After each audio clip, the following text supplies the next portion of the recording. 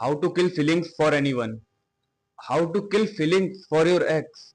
अगर तुम्हें ये वीडियो देखनी पड़ रही है तो तुम अपनी जिंदगी ऑलरेडी खराब कर चुके हो। तुम्हें एक छोटी सी समझ में नहीं आ रही है कि जो बंदा चला गया उसको जाने दो ना।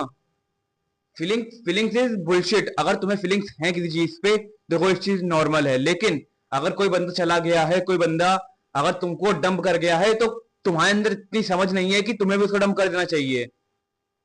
ऐसे तुम्हें बहुत लड़ना आता है अपने लिए कि इसने मेरे साथ ऐसा किया तो मैं भी उसका बदला लूंगा, उसने मेरे साथ ऐसा किया है तो मैं भी उसका ऐसा करूंगा। लेकिन उस इंसान, उस बंदे के ऊपर, उस बंदी के ऊपर तुम नहीं कर पा रहे हो क्योंकि तुम उससे प्यार करते थे। काहे का प्यार? जब उसने तुमको छोड़ दिया है तो काहे का प्यार? तुम्हें उससे बदला लेना चाहिए जिसने तुमको डंप किया है। तुम उससे प्यार करे बैठे हो, और ये दुनिया में जो छोटी मोटी प्रॉब्लम्स हो जाती हैं या कुछ हो जाता है, तुम्हें उनसे बदला लेना होता है, तुम उसमें शेर बन जाते हो। यहाँ तुम भीगी बिल्ली बने बैठे हो।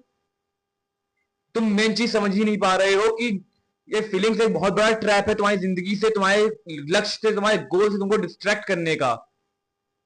हाँ, माना कि सबको अट्रैक्शन हो जाती हैं, सबको फीलिंग्स आ जाती हैं, लेकिन तुम्हें ये चीज समझनी होगी कि वो एक लाइफ का चैप्टर था और वो चैप्टर अब खत्म हो चुका है। हम लोग भी पुरानी क्लासेस की बुक्स पढ़ने के बाद उन बुक्स दोबारा भी खोल के देखते हैं? नहीं देखते हैं ना। तो बस इसी तरह समझो, कोई एक क्लास थी, कोई एक चैप्टर था तुम्हारी लाइफ में, अगर वो बहुत इंपॉर्टेंस रखता है तो तुमको उसको एक सब्जेक्ट मान लो। थोड़ा कम इंपॉर्टेंस रखता है तो उसको चैप्टर मान लो, खत्म करो, बंद हो गया वो चैप्टर, बंद हो गया वो सब्जेक्ट। क्यों तुम उस चीज को लिए बैठे हो, अपने 10 साल 5 साल बर्बाद कर रहे हो? मैंने ऐसे ऐसे लोग देखे हैं, उनका हार्ट ब्रेक हुआ है 15-20 सालों में। आज वो 30-30 साल के हैं, वो उसका रोना गा रहे हैं। 10 साल उन्हें 15 साल में बर्बाद कर दिए जीवन के। 15 साल में वो कहां से कहां पहुंच सकते थे, लेकिन नहीं, उनको तो बस वो एक बंदे का, वो बंदी का रोना लेके बैठना है और वो जिंदगी भर उसको लेके बैठे रहेंगे।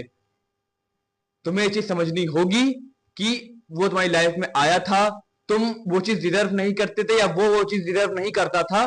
जो तुम्हारी वाइफ थी, जो तुम्हारा वाइफ है, वो चीज वो डिजर्व नहीं करता था, या उसकी वाइफ के हिसाब से तुम उसको डिजर्व नहीं करते थे। देखो, अगर दोनों की अलाइनमेंट्स मिल रहे हैं, दोनों आपस में खुश हैं, तो कोई उनको छोड़ेगा क्यों? कोई तो प्रॉब्लम होगी ना। मैं तुमको यहाँ डिमोटिवेट करने नहीं आया हूं, बस अब तुमको समझाने आया हूं कि तुम्हारे अंदर भी प्रॉब्लम्स हैं, तुम्हें उस चीज को ओवरकम करना पड़ेगा। तुम अपनी लाइफ में खुश हो? तुम खुद से खुश हो? अपने आप से नहीं खुश हो? तुम अपने आप को, खुद अपने आप को अपने जिंदगी का राजा नहीं मानते हो। तुम चाहते ही नहीं हो, तुम सोचते नहीं हो अपने लिए बड़ा। कोई तुम्हारे लिए अच्छा क्यों सोचेगा?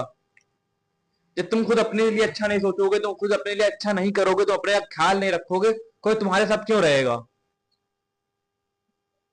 जल रही है ना।